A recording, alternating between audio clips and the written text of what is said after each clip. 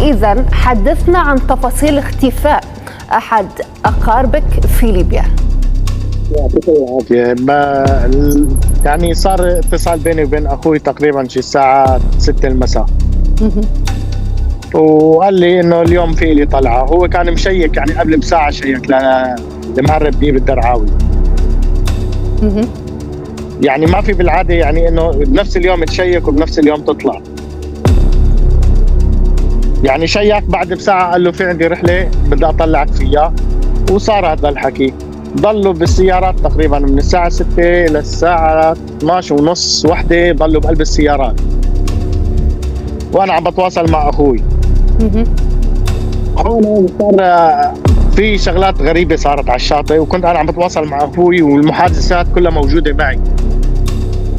قال لي في شيء غريب عم بيصير. قلت له خير، شو الشيء الغريب؟ قال لي ما بعرف خيا، في شيء غريب عم بيصير تحت على الشاطئ.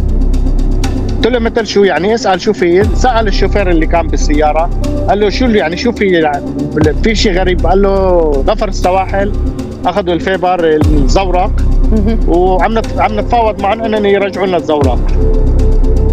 طيب فبعد شوي قال لي خيا مش انحل، انه انحلت. بعد شوي رجع اخوي قال لي في شيء غريب، قلبي نقزني. قلت له خير شو في؟ قال لي ما بعرف خيا، في شيء مو مزبوط. تقريبا على 41 دقيقة بالضبط آخر اتصال كان بيني وبينه، قال لي خيا نزلونا على الشاطئ ووزعوا لنا الدواليب. هاي آخر كانت محادثة بيني وبينه 41 دقيقة بالضبط.